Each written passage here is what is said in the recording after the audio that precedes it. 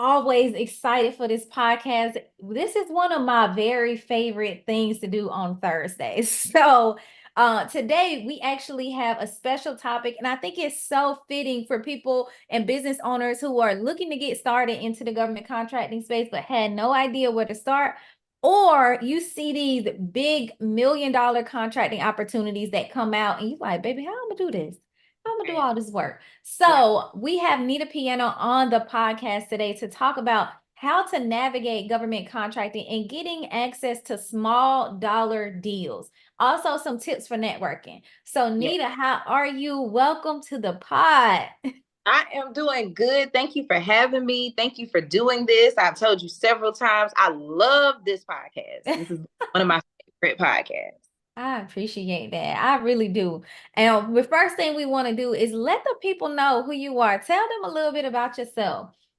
Okay, so I am Nita. I am the founder of Bold Growth Agency. Bold Growth Agency works as a program and project management agency that focuses on connecting small businesses to government and corporate contract opportunities. So we do a lot of programming, business development, and just basically helping small businesses with learning how to get their foot in the door. That business development component is super important to our organization. Absolutely. So connecting them to both government and corporate contracting opportunities. Yes. That's a key. That's a big deal. Let's tap into that. Like what made you decide to focus on both? I feel like what made me focus on both is because there is a avenue for both. Mm, When you look at corporate businesses, they have supplier diversity goals. When you look at governmental businesses, they have supplier diversity goals. So I found a way to marry the two, but also, concentrate on government contracting. So you'll see the mixture of both on my actual page. You'll see some government agencies and some corporate agencies that are involved with us. got it. And can you tell us a little bit more about how you got started in this space? Okay. So how I got started in this space is my name is Nita Piano. I am a piano teacher. I will always be a piano teacher. I don't teach as much now, but as a piano teacher, I would pitch myself to government and municipalities, government agencies. I would pitch to them my piano classes, my piano skills, how I would go after school and teach kids K through 12th grade piano pedagogy. Okay. Um, with that, I was able to, score some actual opportunities, some different contracting opportunities, but I didn't know I was doing government contracting. Have you ever met someone who's like, I've been doing this for a long time? But I didn't know what to call it. I was just doing it. yeah. So That's funny. I was really, really serious about that. Then right when COVID-19 happened, I had all these capabilities from owning my nonprofit, which was Music is Life, doing website design for my own website, doing it for different small businesses. I also did events. So I just took all of those capabilities, marketing, business development, and I was able to start helping businesses during the COVID-19 position themselves as business owners. They needed social media plans, marketing plans, business plans, and I was able to help them with that. During that time, my piano business, unfortunately, it was affected because the in-person perspective. But during that time, my fiance started a mobile detailing business Ooh. and doing one car at a time. I always tell people he's doing one car at a time, but with the curriculum that we were able to kind of put into Bold Growth Agency, we were able to get him partnerships with governmental agencies. So he was like one of my first case studies where that was like one of the first businesses that I connected to governmental agencies. Got you. Now that's a big deal because we talk about, sometimes just stepping into opportunities. One, as a mobile detailing business, right? Because Yeah. people really typically think about, the different areas, construction, janitorial, Yeah. all of that. But like mobile detailing and finding your way into that space. So using him as that first case study, let's talk about that. Can you walk us through the process of what it started out as and then how you were able to secure that first deal? So when we first started, he was like, what? Like, these people are not, they are not, like, who is going to purchase with me? So we really sat down and started understanding, like, okay, who is your target audience? Mm-hmm. What are they looking for? We started talking to business inclusion specialists that would say, hey, well, you need a capability statement. Well, you need to register yourself in the vendor system. That is how we actually started, just understanding what our customer needed and actually doing the marketing research. So I always tell businesses, do your marketing research, find out, what they're looking for. And even if they don't have an opportunity, make sure that they know what it is that you are doing. That was how we got our first start. Just doing really. Research. Now, when you talk about research, what did the research look like for you? Because I know the research varies based on where you're doing business, who you're doing business with, all of that good stuff. What are some tips that you had in terms of like researching? So when it comes down to, so I'll take his business, for example. He's a mobile detailer, fleet detailer. We know that we need to figure out where the cars are at. So it took time to actually talk to business inclusion specialists and get them to actually introduce us to the people who had to make decisions for the cars. Okay. So that was a lot of the research right there. Is this even needed? Do you guys have a budget for this? Has this been done before? Those were small things that we put into the actual research. We also looked up his industry codes, his NAICS codes. They call them NAICS codes. We looked up his NAICS codes. We looked up how he would actually do business with these agencies. So I would say most of the research is in also going to events. So making sure to go to networking events. A lot of the research was there. People at the events would give him pointers. They would give us pointers of where to direct us and whatnot. So on top of fpds.gov, which is a huge place where you can find data about past contracts and whatnot, I just think putting himself out there too was a big and something that definitely helped him get where he is now. Got it. Okay. So one of them you mentioned fpds.gov. I'm going to drop that link in the chat. Yes. Now that's helped on the federal side, right? So primarily for local, how do you do the research? Was it more those networking events? You had to call people, email, all of that good stuff. What does the research look like from a state and local perspective? So from a state and local perspective, it's more about finding out so say here, I'm going to just use North Carolina as an example. If you want to do business with the town of Morrisville, right? What you need to do is find out who the small business person, supplier diversity person, there's someone in that position who is handling vendors and whatnot. So that is the first place I would start. And you want to come with past performance. So you want to come with, I've done this before and I'm not going to try this out on the government. So I think that basically finding the actual business inclusion specialist, they can be called various different things. It could be called a small business person, business inclusion person, supplier diversity advocate. There's different names, but once you find that person, that's who you lock in with, honestly, for us.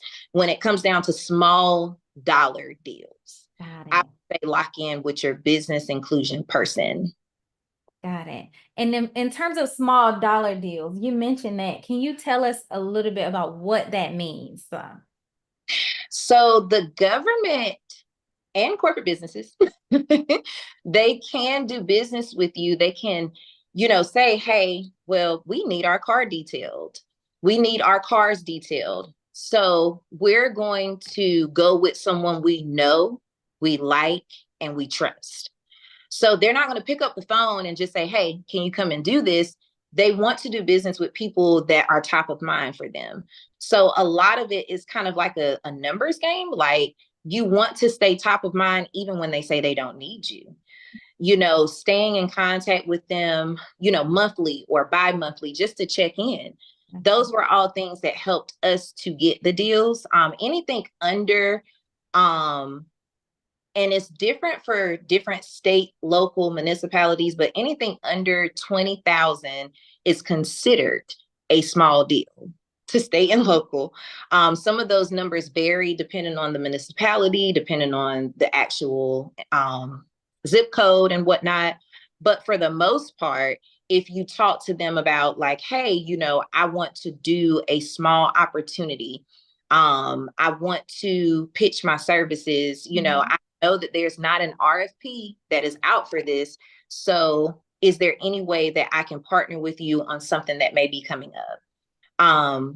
That is how we were able to get our small contracting opportunities. Got it. So the first thing is, you say you identify the agencies you wanted to work with.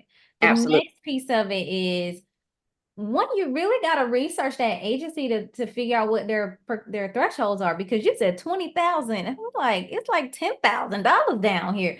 Like, Yeah. 20,000, that's really good for a small, deal that you don't even got to compete with people on, right? Right. And so that's another big component with bigger proposals. You have to compete against, 3 to 4 different companies. And, the government is notorious for taking the lowest bid. Mm-hmm. So that is something where, if you're doing car detailing, they may not come out with a contract for car detailing, catering. That's a huge small dollar opportunity.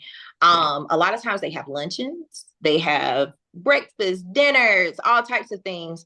And caterers can really position themselves to be that.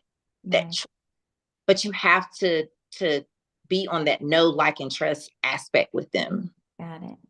So just continuing to show up. That's the key piece that you were saying. And, I was joking with someone the other day, and I was like, well, I'm gonna see them at the event.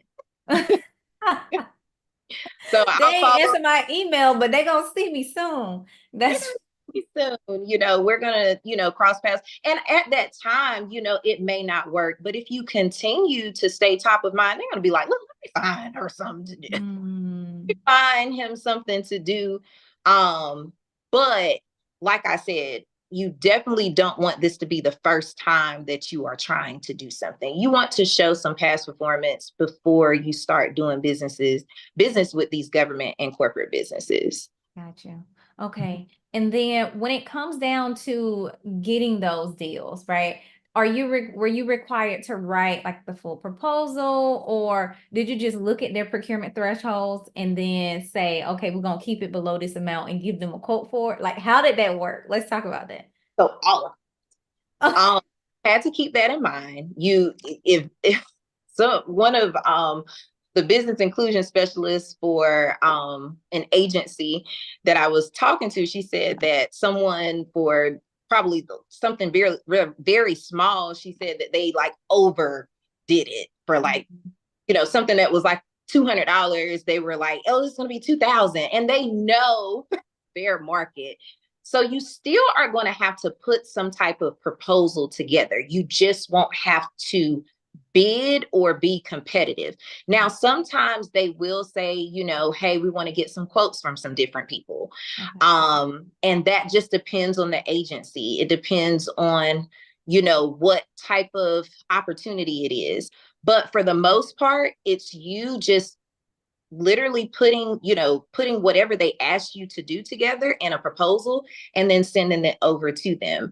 And you can do your proposal like in, Google Documents or Canva. Those are, some things that you can actually send over, but you have to talk to these people first to know what they want, because small dollar opportunities, unfortunately, are not public. Got it. So they are making these decisions. It's in-house. That's a key point. And you mentioned you have to know what they need. And I think that's a big piece too. Like, how do you ask them what they need as opposed to trying to sell them something that you have? Like, what's been a strategy for you in terms of asking them what do you need? Like, how can we help? Well, I think just having a conversation, they know why they're here. You know why you're You here, know, it's business. so that automatically kind of removes the unstableness or comfortability, if that's a word. That really removes being uncomfortable with talking to them. So when you're talking to them, you're telling them, hey, this is my agency, I do A, B, C, and D. Mm-hmm. Is there anything that is coming up in the pipeline that may be small, that I can do in the next 6 months to a year, or Ooh, months. Um, that one of my mentors that was a gave me. direct ask. I like that. Okay, I'm sorry. Keep going. So, but it removes the pressure off of them too, because if you just come in there and you're like, hey, I do this, and what's up? You want to do business? You're not going to really get anywhere. But if you come in and you say, hey, I'm not looking for anything right now, but I want to know what that pathway looks like. Sometimes Mm, this opportunity may be with a prime, and they can connect you to that prime that is on that project, nice. and they say, hey, this is somebody you need to do business with. Okay. Don't sleep on primes. So that's Oh, now you brought up another topic. Like, don't sleep on primes. Can we talk about that? Can we unpack that a little bit? absolutely. So the agencies, the governmental agencies, they do business with bigger corporations, and these corporations have goals as well. So like one of my primes is Brassfield and Gorey. They have goals of who they would like to do business with, Right. and they are looking for subcontractors currently. Mm, It would be in your best interest to do your research on the company. First of all, do your research. Do your research, go to their website, yeah. look at their verbiage, look at, what they stand for. Um, the next step I would say is to actually get in touch with the supplier diversity person there. Her name is Jessica, and she's on LinkedIn, and Nice. that's a we need to get. Ooh, okay. We're gonna come back to that. So, but if you can find those people and just have conversations with them, no, you might not get any work tomorrow, but if you are looking to fill your pipeline of, opportunities and leads and whatnot, you're going to need to start somewhere, and you may start in October, but you may very well have your first opportunity by January.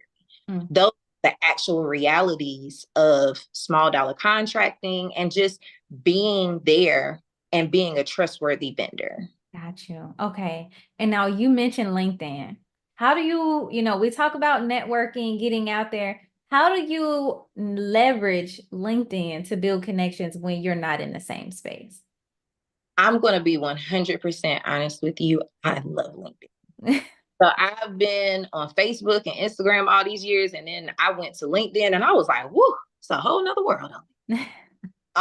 So what I will say with LinkedIn, I leverage LinkedIn as a touch point. Mm, okay. When you are doing business with governmental agencies, you need to set up multiple touch points. Mm, Touch point may be a capabilities briefing. One touch point may be you going to an event and seeing that person you want to do business with nice. with. That next touch point may very well be LinkedIn. Then seeing what you actually do. So a lot Mm, of times business owners can position themselves, the work that you're actually doing, you can be putting this up on LinkedIn and it's going to go through the algorithm. yeah. And whether these people like or they don't like, I have had people say, I saw your stuff. I've been seeing all the stuff you do, and I'm like, you didn't like anything. Don't get in your head about that, because the fact that the impressions are there and people see what you're doing is all that matters. Adding the people that are making decisions, or adding the people that advocate for, decisions to be made for your business, you want to add them on LinkedIn so that they know, like, and trust you. They can see what you're, and you show social proof. So it's not just adding them, it's also being active, Yes. Yeah. sharing updates in terms of what your business is doing. And you don't have to be active every day. I choose to be because I have deemed that as, one of my marketing tools. But I would say, 2 to 3 posts a week. If you're really doing the work, you should have 2 to 3 things that you want to post about to add value. Gotcha. One of my rules for social media is 80% value, 20% promotion. So 80% value, giving tips on my industry, showing you some of the things that we're doing, and whatnot. Promotion, hey, we have this coming up. Hey, we have this opportunity coming up. Yeah.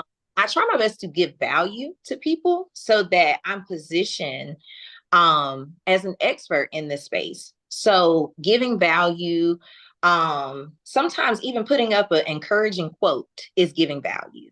So when they see your name, they're like, oh, okay. Okay, I know this person. Okay, even if it's a quote, even if it's, say you are a construction company, showing that before and that after of what Yeah. you, that is really, really, really important, because to be honest with you, this is not a humble space. You need to flex. Mm. You need to flex. You need to have a capability statement with your work performance up there. You need to show social proof of what you are currently doing. You don't have to update people on everything you're doing, but just some of the things that you are doing so that they know, like, oh, he or she is doing this. Got you. Now back to the small dollar deals, right? Once you get into a space and you've reached out, you've connected and you've asked, can I get a few minutes to do a capability briefing? Is Briefing. there a direct ask during that briefing, or like what are yours? Okay. So let's talk about that. What does that look like? As a new business, what does that look like? So as a new business, if you're just, you've done some work, say you've been doing this work and you're like, okay, well, government agencies are looking for me. Let me, pivot, because this is a pivot. Remember, this is a pivot. So when you're talking with them and you're having a conversation and you're asking them, hey, is there anything that's coming up? And they will give you that feedback. A lot of times, the agencies will tell you what their pain points are. They will tell you, hey, well, we have this coming up that you might be interested in, and we actually need this. And sometimes it's being innovative, listening to what they have issues with, and then coming up with a solution for whatever problem they have. Problem solvers. Problem solvers. They're looking for problem solvers. That's it. Absolutely. So, the first conversation may not be, hey, I do this. You, of course, tell them what you do, but it may not be, hey, well, what contracting opportunity is coming up or whatever. You're really learning. It's a dating situation. Very intimate. I, I, I was looking at a video the other day, and they, related business to dating. When you meet someone, you don't just say, let's get married. Let's get married. And that's what you're saying when you're like, give me a contract. Like, you know how crazy that would be? Somebody would be looking at you like, what is wrong with you? You know what I'm saying? But date the person. You get to know the person. You get to know what they like, what they don't. Oh, you like Starbucks in the morning? Okay, then. It's that type of thing. You're building a relationship with, because you don't want to just do small opportunities, right? You want that to be your foot in the door, but you want to see how you can pivot. So you're going to need these people to continue to build a relationship with. So it's, I wouldn't say the first time, unless they say, hey, we got this opportunity and you're the perfect person for it. You are just definitely building a relationship for that first call. Got you. Okay.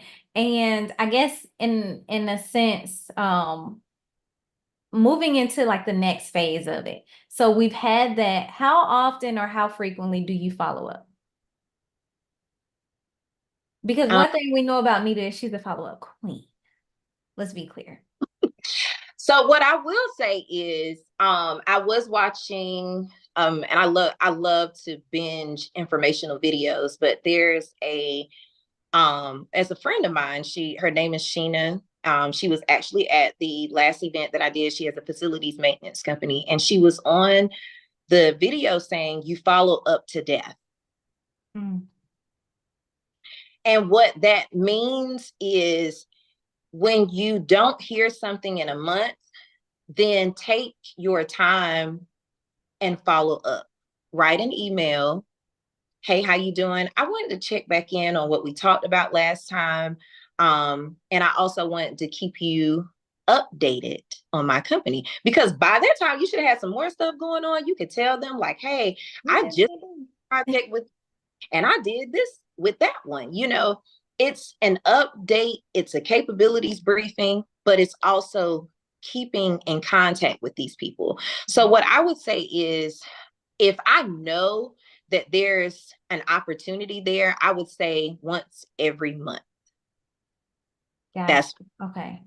And I'm um about to drop Sheena's YouTube channel in the chat yeah, as well. drop her stuff right now because her videos are amazing. Got She's you. but if you know that there's something that's coming up, you may want to, if they say, hey, there is this opportunity and it's coming up next month, then you might want to be in touch with them every 3 to 4 weeks, or well, that's a month, but every 2 to 3 weeks.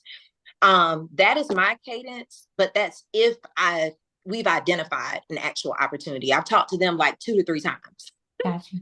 Okay. Um, so yeah.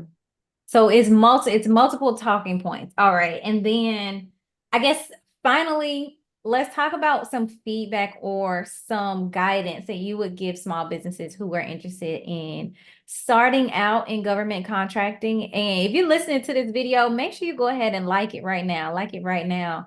But for businesses, if you also have questions, drop them in the chat.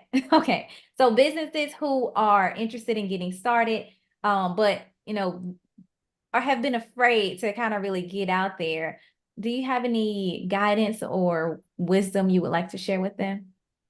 So what I will say is that if you're scared to get out there, that's first of all, it's because you have not done your research. So if you have not done your research, you haven't gone to any events, it's going to make you feel like, wow, are they going to do business with me? But if you have done your research, you've got your capability statement, you've got a nice website, you've done this work before you have work performance, you shouldn't feel like you can't go up to these people who are looking for you. Mm. They're looking for you. You should definitely be confident in what you are doing, and whether it's small or whether it's large, there's a place for you. Mm. So no, you may not get a $2 million contract, but you may be able to do something for 1,000 or 2,000 or 5,000. There's a thing in it for every person.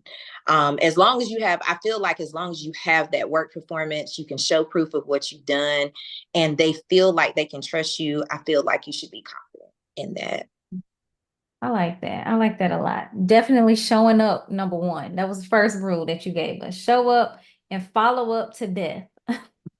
And I mean, even down to whatever state, because I know that this is global, For sure. For sure. you are, really wanting to pursue that, type in your state, type in supplier diversity.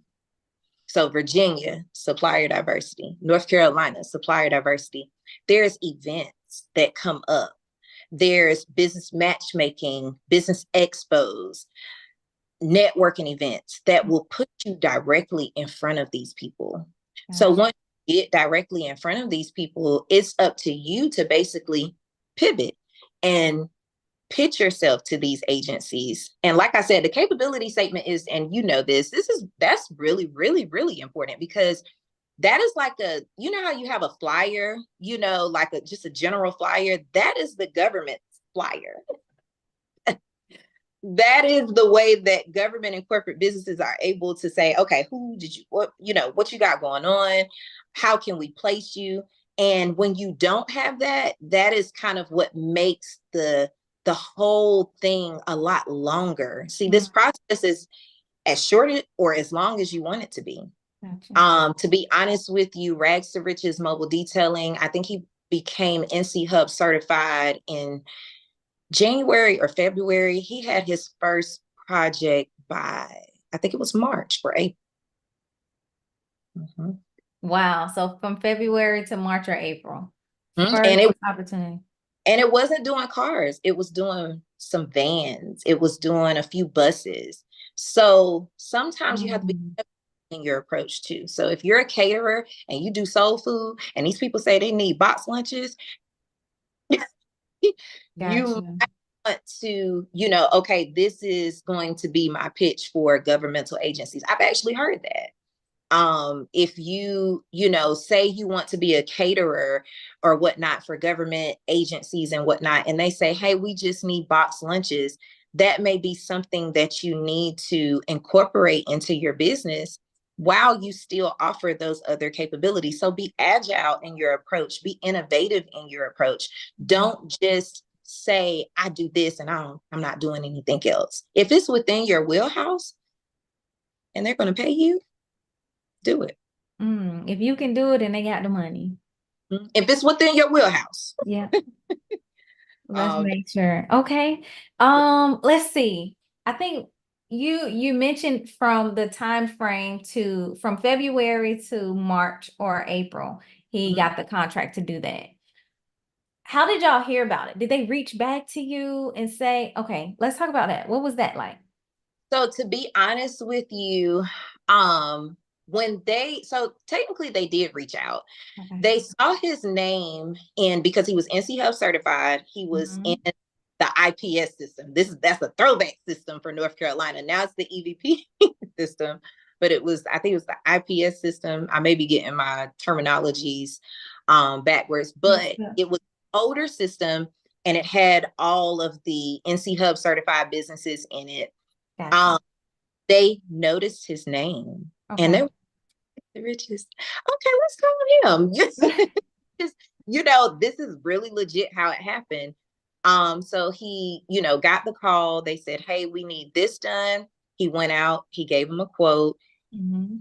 and he delivered. And they just keep doing business with him. That actual project has expanded. Oh, So wow. just to be honest, just being in the system really helped him get where he needed to go for his first project. I think the rest of the projects are just his social proof and him really doing Gotcha. above and beyond. But that first project was literally from someone looking in the actual vendor system for someone because they were like, oh my goodness, our buses, some of our vans, they're so nasty. And a lot of these government agencies, they have a standard to uphold, especially with cleanliness. So Mm-hmm. that was a way for him to come in and be agile. That wasn't a car, but he knew Mm. how to, okay, this is what I need to do.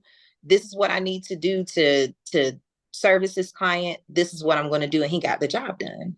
Gotcha. Okay, so I was looking for the NC Hub stuff to drop in the chat.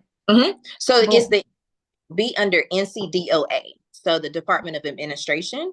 If you just type in Google, go to got Google, it. NC Hub certification. Perfect. It's probably under North Carolina Department of Administration. Do you see? I got the link now. I just dropped it in the chat. So if you are in North Carolina, this is a statewide certification program, right? It's a statewide certification. Okay. And even if your state does not have that, I'm pretty sure we still have that going on in different states. Like I said, I would just type in, Virginia supplier diversity, and Gotcha. something's going to come up about their business, small business, doing business. Mm-hmm. Municipalities. Say you Yeah. want to do business with the town of Cary. Type in town of Cary, small business, doing business with the town of Cary, supplier diversity, and something is going to come up. Pop up. Okay. So there we go. Y'all, listen, I always say if you got questions, get them in. Y'all ain't dropping no questions in the chat. Um, but Nita, what is some other information you would like to share with the audience? So you were at my headshots and business opportunities event, Yes. and I definitely want people to know about Bold Growth Agency and what we Okay. do. So, for the most part, that headshots and business opportunities is a staple. Okay. Um, and I love to talk about how it started. I had actually reached out to Jessica, who is at Brassfield Gorey, and we had been building a relationship for some time. And I would never forget because I had done an event called Headshots and Mimosas before that. So Got you. I can't go I'm in here. dropping the link in here. Now, this is a free event where she had Yes, government agencies in the building for yes. to come in and speak, but to also it gave other businesses the opportunity to connect with them.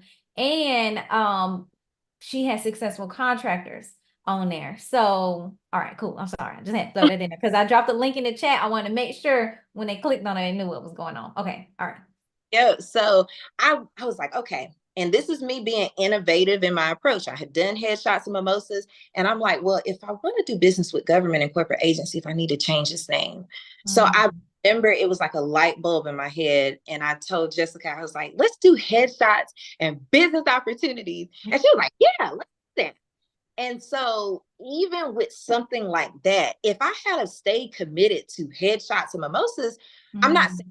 taking me seriously, but those are the things that you have to keep in mind when Gotcha. you're doing business with government and corporate. They have a standard. They have a standard. They have, they want quality with their services. So I changed the name. I said, okay, headshots and business opportunities. I put it out there, and within the third month of me putting it out there, we had over 100 people interested. We Oh, had sponsors, hitting us up in our inbox like, hey, can we do this? Can we sponsor? I'm like, come on. Even after that, I always say that headshots and business opportunities it was definitely a platform to get people to understand what it was that I did. yeah. It was definitely something that helped me to leverage my relationships, but also showcase what I was able to do and what I was able to put together. Because after that, I had several consulting positions, with different corporations, them asking me to come in and help them to build out, programming and whatnot. So even if I know this is going to sound crazy, but even if they say they're not going to do business with you, sometimes you have to show them what it is. And like I said, your LinkedIn post, for me, it was me doing an event. But you have to show these people sometimes what it is that you do. You Um, got it. I will definitely say that the headshots and business opportunities was a very good platform for my business. The first year, you were not there for the first year, but we was in contact. Yeah, yeah, yeah. We were in contact. You weren't there for the first year, but you were there for the second year, and you did a Yeah. job. And yeah, that definitely helped me to understand on the minority business side, but then on the corporate and government business side, okay, these people have standards, but then there's still a disparity here on the minority business side. We're not just sitting around the table talking about government contracting. Let's be real, so that is something that I want to always, that's why my event is free. It's the knowledge share. It's Got it. barriers for you when you come in the door. I want you to come in, get the knowledge, network, and expand your territory. So, yeah, that's why I do that. And I love that event. Yeah, it was a great event, y'all. I'm telling you. And you plan to do that every year. So there's going to be another one coming out, right? Next year, around Yeah. the same time. How do we get connected to keep up when this event is going to happen?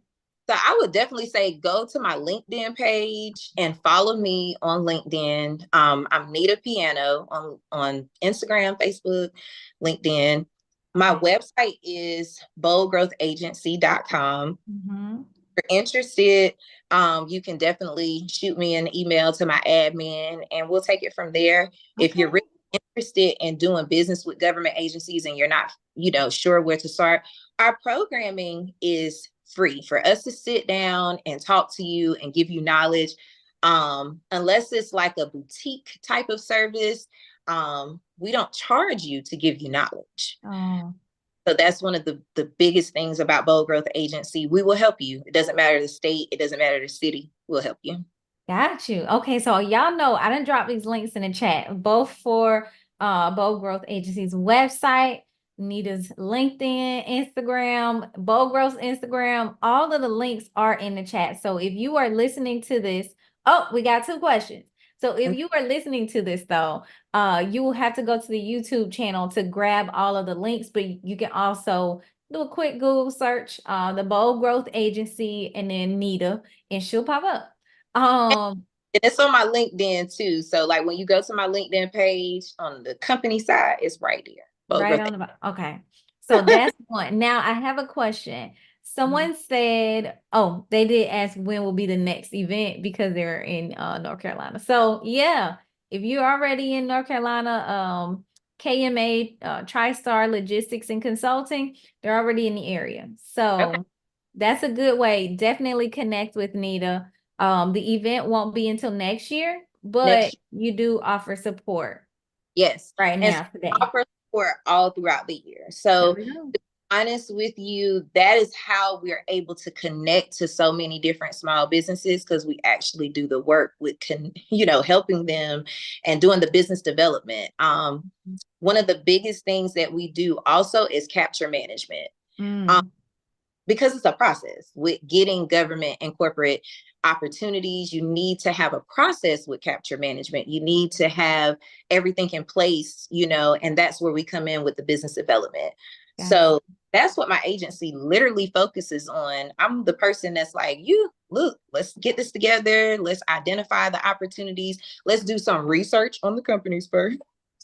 And let's identify who's going to be our advocate, who's the decision maker in there. How can we also set up lunch and learns? That's another thing. Um, Lunch and learns are a huge way to get your business in front of decision makers. So say, it's a company or a governmental agency, you can say, hey, I would like to schedule a lunch and learn with you. And you Mm, go to Subway, you get some lunch for them, and you sit down and talk about how you can be a solution for them. mm. So, those are all things that, you should incorporate into your business as you're, growing within the government and the corporate space. Gotcha. And when you talk about capture management, just for the people who are like new to this space, what is that? So it's the process of when you see an opportunity all the way up until the win. Gotcha. So the emails, the follow up, the capabilities briefings, all of these different components, going to events. I mean, that's in my capture management. Is going to a certain amount of events because a lot of these people that you really want to talk to are at these events. Gotcha. That is all inside of our capture management process. There's multiple, I can't get into everything. No, of course, of course. Really the process between you identifying, hey, this agency may or may not want to do business with me, all the way up actually getting an opportunity with them. Gotcha. They said, thank you. Thank you for the information. The next question is, how has contracting changed your valuation for your business, in dollar amounts? So they're thinking, how has your business from when you started versus where you are? How has it changed the valuation overall? As far as like the profitability, Mm-hmm. mm. When I say that government and corporate contracting is extremely lucrative, is very, very lucrative. What I will say is if you are servicing people and whatnot, this can be another stream of income. So it just depends. Some people only do Focus government. on government. I know there's like you can look up a few businesses that only do government contracting. Mm. You also look up some businesses that only do corporate or government contracting. Um, it depends on what you want to do, but it's always an extra stream of income. So what I will say is my profitability went through the roof. Mm. Definitely with incorporating government and corporate contracting. Got you. So a combination of both. I love that you mentioned, use it, leverage it, especially when you're getting started as like a scale or another stream of income, Mhm. because I think that's one thing, it takes time sometimes to kind of get into Yes. this space. So I love that you mentioned that. You want to have that thing diversified so that way, some start going left or the sales cycles start getting longer Yeah. and longer. You need money to come in. You So I love that you mentioned that. Yeah. And I mean, it is always, you may get this contracting opportunity that requires you to come out Mondays and Tuesdays. Okay, so what you gonna do Thursdays there? All these other days. So it may be an extra stream of income for you. Mm-hmm. Um, you may say, you know what, the government, I like it. For me, I was like, I like how they do, I doubled down. I doubled down on government and corporate businesses. The bystander of my business servicing government and corporate businesses is the community that I built. So I'm able to help small businesses through the program and project management that we're able to offer these government and corporate agencies. So with that being said, it just depends on what you want to do. Some Gotcha. people, don't like the follow-up process. They don't Mm, like the fact that they have to, stay in contact and go to these girl. events and whatnot. And that's okay, but I don't mind. So I will say it's so much power in doing that. uh-huh. Um, that is, I don't know. I think I heard somebody say the power is in the follow-up before. It is Yeah. so true and it will always ring true. Because even if, I've had times where I submitted a proposal on something and just never heard back. And then I'm like, okay, you gotta follow. Okay, now go ahead. Say, I see something getting ready. Come on. Come on. So what happened? If you get the opportunity, and then listen, maintaining a contract. If you get the opportunity, you need to be following up with them. How did you like this? Mm, Right. Can you write me a reference? there we go. Come on, customer success. That's the maintain. That's the maintain. But as far as actually getting the opportunity, those are really important factors. Making sure that you're following up, making sure that, you stay top of the mind. I keep Mhm. saying top of the mind, but you just got to think about it when you are doing printing or marketing. The first thing you think about is staples. Mm-hmm. Am I lying? Okay. Mm-hmm. So with that being said, you've got to establish yourself like that with these decision makers. In this marketplace. But don't stalk them. But definitely follow up. And just making an update type of thing. Like, hey, I wanted to update you on some of the things that are going on and, talk with you more about, where you can see that I fit in. Got you. All right. Well, I think we done got what we came for. We done figured out number one, how to get in here and start building these relationships to get access to these micro purchases, these small dollar deals that's under those thresholds. Networking, baby, you taught us about networking. You hosted a whole event just to just to network with some agencies now. Yes, I did. Okay.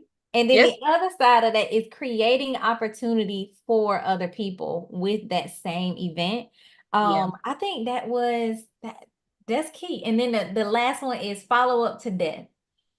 The powers in the follow up. You got to And that follow. I gotta give her credit because I was looking at the video and when I say I died laughing, I was like, she is so serious, but it's reality. It is what it is. These people have 20,000 other businesses that got in contact with them. So, Mhm. while we're in our minds, like, I got in touch with them and I They said, never email me back. you got to remember that, first of all, they have their regular job to do. And then they're helping small businesses. And then it's, 200 businesses that got in touch with them, probably doing the same thing you're doing. That's a So, fact. how are you setting yourself up? How are you setting yourself apart? What is your Apart. what is different about your business that would make them say, you know what, instead of all 20 of these other drywall companies, why do we need to use you? Why we need to use you? And Mickey, who was at my event. Her name is Mickey, Mickey Paradise. She had Mhm. for a while. You interviewed her. She was on this Yes. I practice got to panel. interview her for the podcast too. I'm glad you And brought it up. Go ahead and message her. she's a wealth of information, but she actually said that, she did the research. She said when she submits bids and, sometimes she may not be the lowest price, she started doing research into, okay, well, when you go with someone else, they have to do all these change orders and you want Mhm. paying the same price. That's research. That's Yes. that's research that she put into her business. That's research that she did on the agencies. And those are things that sometimes you have to build the business case for what it is that you do. Gotcha. I like that. Building that business case. Okay. Well, we are here. Listen, somebody said the more you follow up, the more they remember you. That's right. The Nightway said that. He said the more you follow up, the more they remember you. That is a fact. Because we Yeah, say out of sight, out of mind. yeah. They can't And see, they can't think. Well, absolutely. okay. Well, listen, I know y'all have gotten some great, juicy details from this episode. Don't be afraid to reach out. I have dropped Nita's all of her business on here, from her Instagram to her LinkedIn, her Okay. business page, her business email on her business website, all of that good stuff. Don't be afraid to reach out. Ask questions, get support where you need it. And you never know, starting in this small dollar space may be that first step that you've been looking to take, right? Absolutely. And leverage it as a way to get your foot in the door. But until then, be sure to like, comment, and subscribe to our podcast. If you know anybody who needs this information, go ahead and share it with them. Share it with them because they need it. Okay. And we'll talk to y'all next week. Next week. All right. Peace. Thank you. Oh, there we go. Oh, Nita done hopped off.